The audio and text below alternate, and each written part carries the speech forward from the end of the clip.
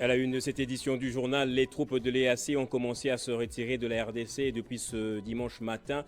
Dans l'après-midi, la deuxième vague des troupes kenyanes a quitté le sol congolais. C'est un premier départ dans la lignée de ce qui avait été annoncé après le sommet de l'EAC en novembre dernier. Et la campagne électorale connaît une autre tournure. Depuis ce dimanche 13h, le camp de Moïse Katumbi vient de s'élargir à nouveau. Délice Essanga a annoncé son désistement en faveur du candidat numéro 3. Mais le challenger principal de l'opposition, Félix Tshisekedi, lui a décidé de suspendre pour 3 jours sa campagne afin de compatir à la douleur des familles des victimes du drame des Manzangungu, l'incident au cours de son meeting au Congo central qui a causé la mort d'au moins 6 personnes. Bonsoir à tous et bienvenue dans ce journal. Je le disais, les premiers contingents kenyans de la force régionale de l'Eastern African Community ont commencé à quitter le sol congolais dimanche via l'aéroport international de Goma, amenés au Nord Kivu pour faire face à la rébellion du M23 en occupant les zones abandonnées par ces terroristes. Cette force a été jugée inefficace par plusieurs personnes, l'accusant notamment de jouer les jeux de l'ennemi. Ce début du départ de ces militaires kenyans est salué par plusieurs habitants de la ville de Goma que notre correspondant a rencontré sur place. Nous avons demandé à ce que l'EAC fasse son travail. Malheureusement, l'EAC n'a pas fait son travail en bonne et due forme. Je crois que leur départ va soulager la population parce qu'ils sont venus pour, n'est-ce pas, maintenir la paix dans notre pays tout en état du côté des forces armées. Malheureusement, ils sont venus sous forme d'une promenade, quelque chose que nous n'avons pas voulu.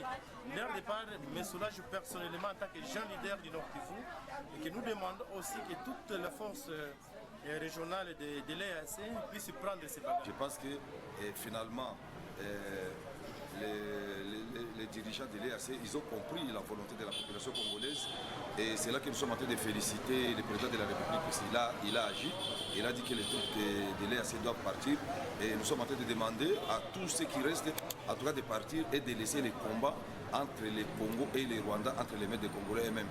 Parce qu'on dit que les peuples se libèrent. Nous avons compris que l'EAC jouait les jeux de l'ennemi, les jeux de l'agresseur, raison pour laquelle jusqu'aujourd'hui, on organise les élections sans retour et sans massissi. Aujourd'hui, nous sommes très contents. C'est un pari gagné pour le chef de l'État et surtout que nous sommes en pleine campagne électorale. C'est déjà bon pour le chef de l'État parce que l'EAC avait une mission qui devait accomplir, mais nous avons compris en fait qu'il n'y a rien qui s'est fait et puis l'EAC est venu ici au lieu d'aider les Congos, mais ils sont venus plutôt aider les M23. Voilà pourquoi aujourd'hui nous sommes très contents du départ, n'est-ce pas, des forces de l'EAC. C'est le 4e candidat à la présidentielle de ce décembre à se désister et à apporter son soutien à Moïse Katumbi. Délice Essanga rejoint respectivement Matata Ponyo, Seth Kikouni et Franck Diongo, parlementaires autrefois membres du gouvernement, responsable d'une formation politique assez bien implantée dans le pays. Délice Essanga a battu campagne 2 semaines durant sur le thème de la refondation du Congo. La décision mûrement réfléchie de rejoindre Katumbi ce jour, c'est dans l'intérêt suprême du pays, a-t-il confié à la presse ce dimanche dans son QG. Je me suis engagé dans le combat politique pour servir par devoir et non par intérêt personnel. Aussi, j'ai répété tout au long de cette campagne que ce n'était pas le choix d'une personnalité qui devait primer, mais plutôt le projet, la capacité à fédérer et l'intérêt supérieur de notre pays.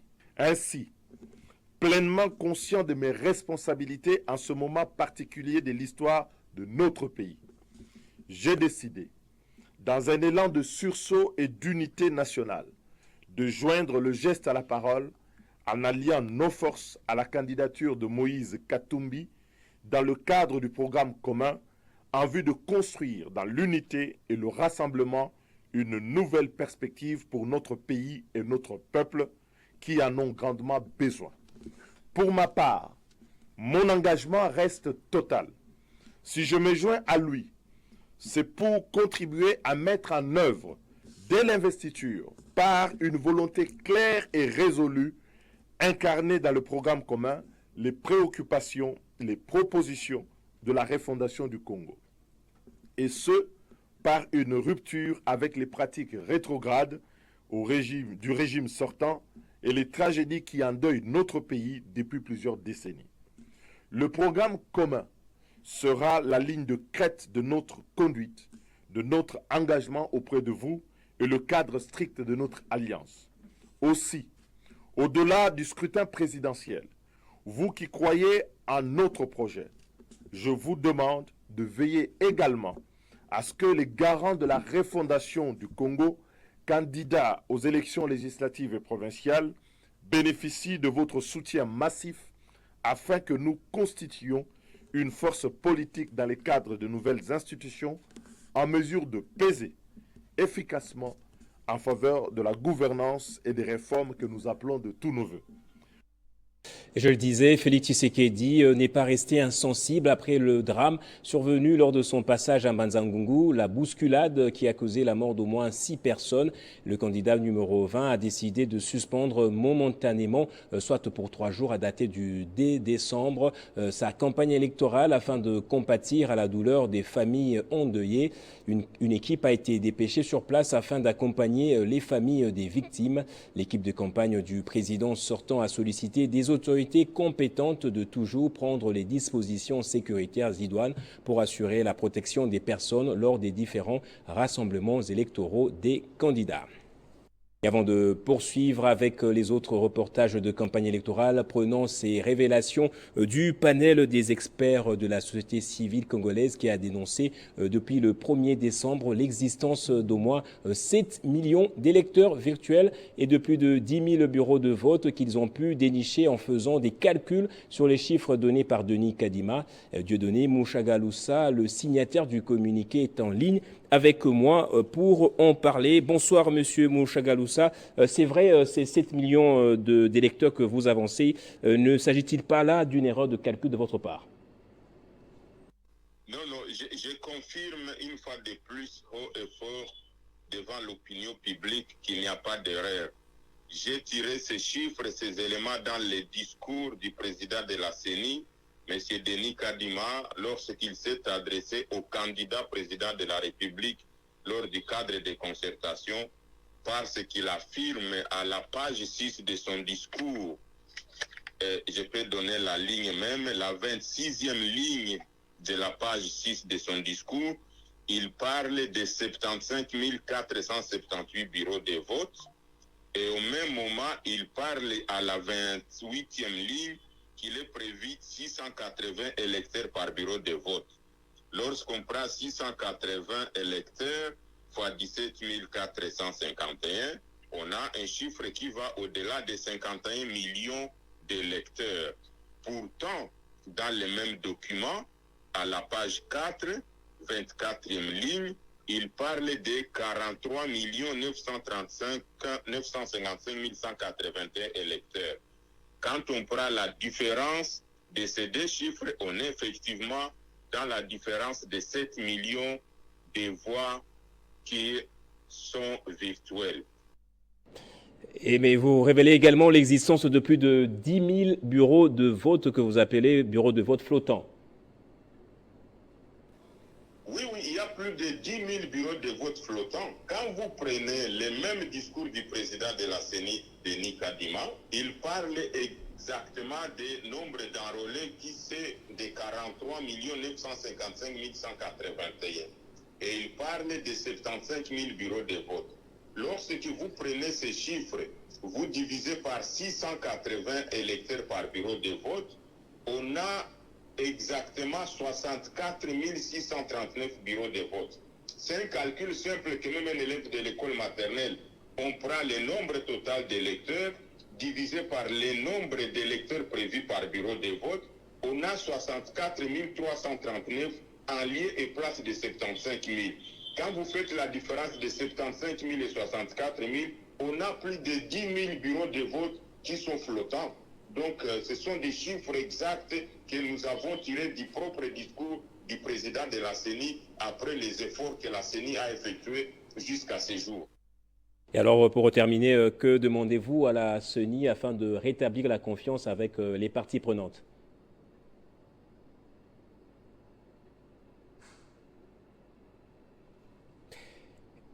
Dieudonné Mouchagaloucha est parti. Nous y reviendrons peut-être dans la prochaine édition.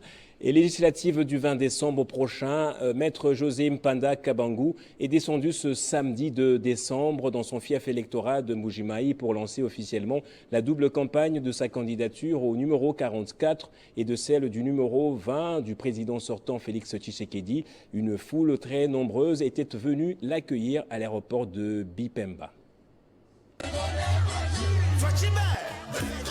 La ville de Mbuji-Mayi était en ébullition. L'aéroport de Bipemba a refoulé du monde. Samedi 2 décembre 2023, des milliers de personnes ont réservé un accueil chaleureux à Maître José Mpanda Kabangou, qu'accompagnait Madame son épouse, pour lancer officiellement sa campagne électorale. La foule compacte l'a accompagné de l'aéroport à sa résidence pour un meeting. Dans son message, le candidat numéro 44 aux législatives nationales et 66 au provincial pour la ville de Mbuji-Mayi a appelé toute la population du Kasaï oriental à voter massivement pour Félix Antoine Tshisekedi Tshilombo, candidat président numéro 20, le 20 décembre prochain.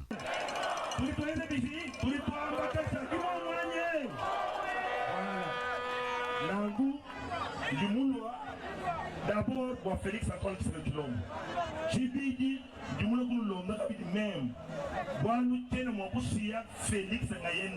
Voter pour le président Félix Tshisekedi, mais aussi pour lui-même, a plaidé José Mpanda Kabangou, envie d'achever les travaux déjà entamés. À ses détracteurs, Maître José Mpanda a rappelé les rôles nocifs qu'ils ont eu à jouer par le passé à l'endroit de Félix Tshisekedi, mais aussi en mettant à genoux les minières de Bakonga Miba. Maître José Mpanda a énuméré ses réalisations d'hommes philanthropiques, mais aussi des ministres qu'il était, de la recherche scientifique, puis de l'agriculture, notamment l'octroi, depuis son premier mandat de député, des bourses aux finalistes des humanités chaque année pour leurs études universitaires, la distribution gratuite d'eau potable qui fait cruellement défaut en Mbuji-Mayi à des ménages dans plusieurs quartiers, ces forages et installations de bornes fontaines, la construction des écoles, l'assistance aux orphelinats, les plaidoyers pour la réouverture de la faculté de médecine fermée à l'université de Mbuji-Mayi et la prise en charge par les trésors publics des enseignants et des frais de fonctionnement de cette université. José Mpanda, tu connais Fachi? Oui, je connais Fachi. Et toujours au sujet des législatives nationales, le candidat député Mbuchu Lukuke Hendrik, numéro 70, dans la circonscription de Lodja au Sankourou, a lancé la campagne électorale pour le compte de son regroupement politique Alliance et Action pour l'État de droit. Ce professeur a sensibilisé la population de ce coin en faveur de la réélection de Félix Tshisekedi. Arrivé à Lodja le samedi 2 décembre, celui que la population appelle affectueusement le champion du développement a reçu un accueil digne de son rang et de ses actions sur le terrain. Déjà à 6 h du matin, la majorité de la population de Lodja était mobilisée pour marquer leur attachement à celui qui incarne la vision du chef de l'État, Félix Antoine Tshisekedi Tshilombo, candidat numéro 20 à l'élection présidentielle du 20 décembre. C'est lui que la population de Lodja appelle Fachi Béton. Dans son adresse à la population lodjasienne, le professeur Hendrik Mbuchu Lukuke a rappelé le combat de Patrice Emery Lumumba en démontrant que seul le candidat numéro 20, Félix Antoine Tshisekedi Tshilombo, a retrouvé les traces de cette lutte et qu'à ce titre, il mérite la confiance de la province du Sankourou, contrairement à ce que disent les autres candidats qui prêchent la vision de l'impérialisme.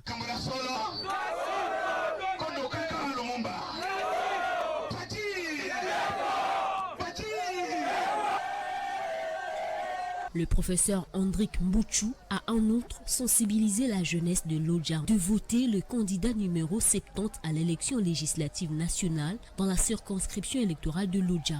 Pour rappel, le professeur Dr Hendrik Mbuchu Lukuke est celui qui, sans avoir un mandat politique, construit des écoles et payé la scolarité des élèves finalistes de l'année scolaire 2022-2023 du secteur Nambe-Lolo-Mbe pour contribuer à la gratuité de l'enseignement de base et réhabiliter les hôpitaux pour accompagner la politique de la couverture de santé universelle prônée par le chef de l'État Félix Tshisekedi et matérialisée par la gratuité de la maternité. Il est pour l'instant connu comme un acteur principal du développement du Sankourou. Le territoire d'Idiofa reste en ébullition avec l'arrivée de Hugues Pouloussi à Idiofa. Samedi, le groupe Wenge Musica de JB Mpiana a livré un concert inédit qui a réuni plus d'1 million de personnes pour apporter son soutien à la candidature de ce digne fils d'Idiofa, Pouloussi Eka Hugues. C'est une marée humaine jamais vécue à Idiofa, une production musicale totalement inédite.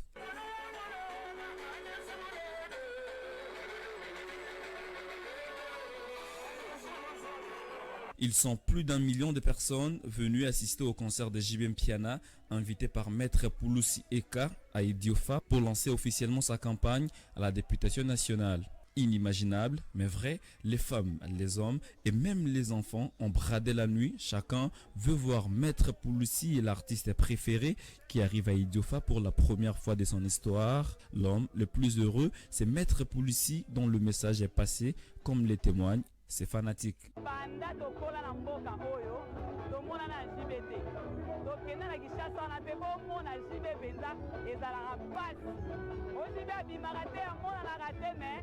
Grâce à Pouloussi Eka, nous avons JB Awa. Donc, c'est un moment grave.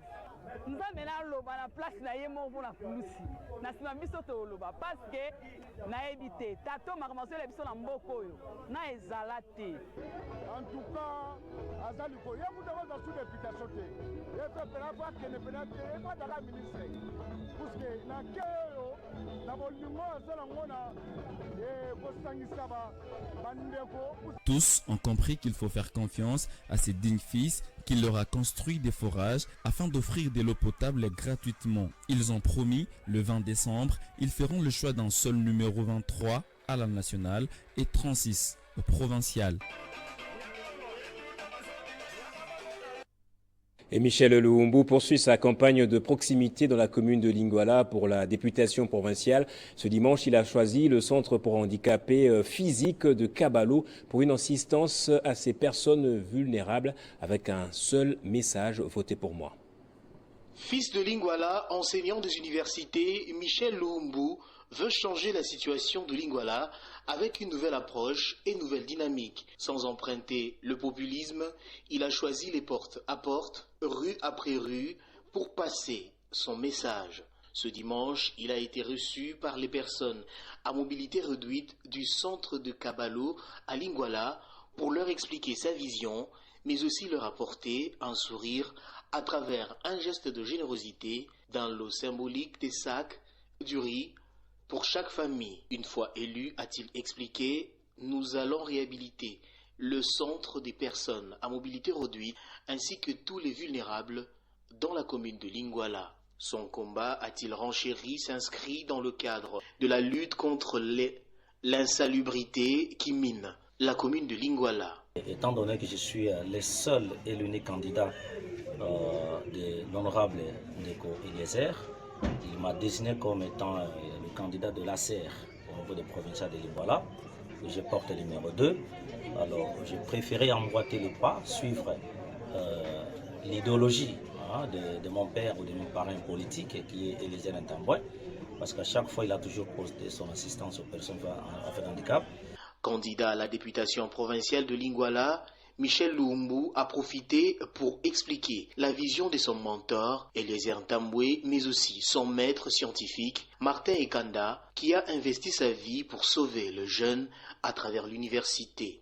Il rappelle tout Lingwala à voter le numéro 2 à la députation provinciale pour un changement intégral.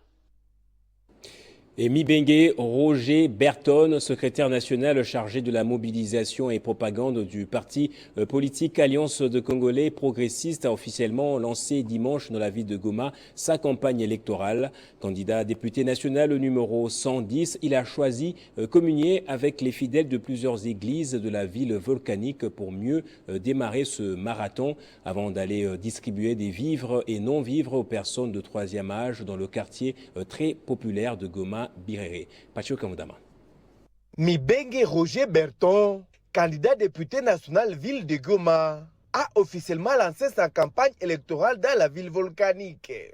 Pour ce premier jour, il a choisi les églises où il est allé prier afin de communier avec ses fidèles et recevoir les bénédictions. Après les églises, le secrétaire national du parti politique Alliance des Congolais progressistes, cher au gouverneur de Kinshasa, Gentini Ngobila, est allé échanger avec les personnes de troisième âge dans le quartier Birere, toujours à Goma, où il leur a personnellement distribué des vivres et non-vivres. Mibengue Roger Berton, candidat à la députation nationale, numéro 110, et avant tout croyant, chrétien. Et nous avons voulu commencer notre campagne dans la maison de Dieu, ce que nous avons fait le matin. Et après ça, nous sommes venus redonner le sourire aux personnes de troisième âge, et c'est ce que nous venons de faire. Nous allons évoluer, nous avons un agenda bien tracé. J'ai toute mon équipe de campagne qui est ici avec moi. Et nous allons continuer à faire des descentes comme nous le faisons toujours. Nous faisons la politique de proximité.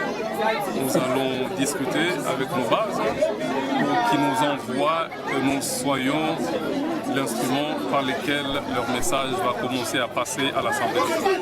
En recevant cette assistance de ces grands notables de la ville de Goma, les bénéficiaires ont remercié Mibengue Roger Berton pour ses gestes et ont promis tout leur soutien à sa candidature à la députation nationale dans la ville de Goma. Et satisfaites de la réhabilitation de certaines routes, les femmes du quartier Télécom saluent les efforts du gouvernement de la République. Elles l'ont exprimé lors d'une rencontre avec le chef de service de l'IGF, Jules Alinguete. Mais face à la difficulté de s'approvisionner en eau, elles ont demandé à Jules Alinguete de leur offrir un forage. La semaine qui s'achève à l'Inspection générale de finances est marquée par la visite exceptionnelle de maman de Télécom ce vendredi 1er décembre 2023. Contente et bénéficiaire d'une route désenclavée, route Nzolana asphaltée. L'œuvre dotée par le chef de l'État, Félix-Antoine Tshisekedi, à toute cette communauté de Télécom, en particulier équinoise en général. Ces mamans sollicitent de l'inspecteur général de finances, chef de service, d'accompagner les œuvres de Félix-Antoine Tshisekedi en leur offrant un forage. Bazana esengo makasi po ete likambo ya nzela esili kobonga tata mokonzi Félix Antoine Tshisekedi Tshilombo asaleli bango nzela kitoko population ya Télécom ezali na esengo.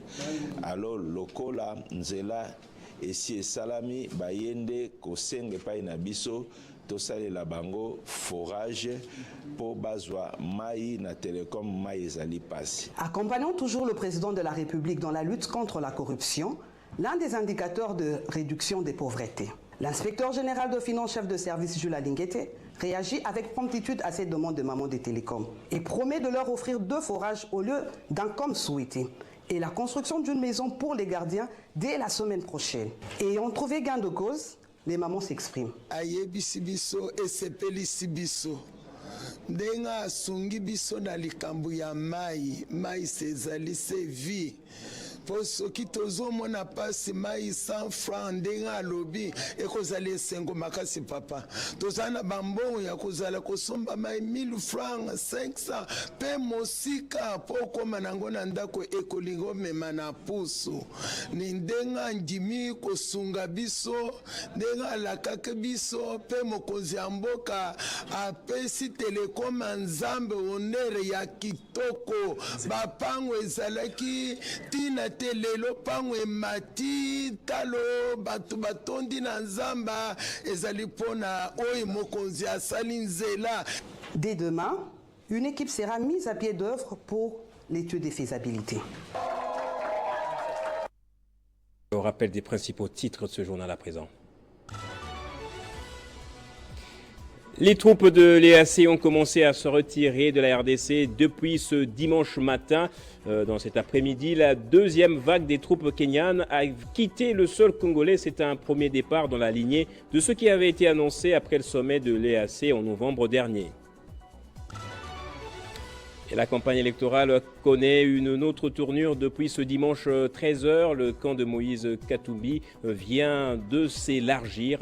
Delis Esanga a annoncé son désistement en faveur du candidat numéro 3. Mais le challenger principal de l'opposition, Félix Tshisekedi, lui a décidé de suspendre pour 3 jours sa campagne électorale afin de compatir à la douleur des familles des victimes du drame des Banzangungu, l'incident au cours de son meeting au Congo central qui a causé la mort d'au moins 6 personnes. Et c'est par ici que va donc se refermer ce journal. Merci à vous tous, madame, messieurs, d'avoir suivi.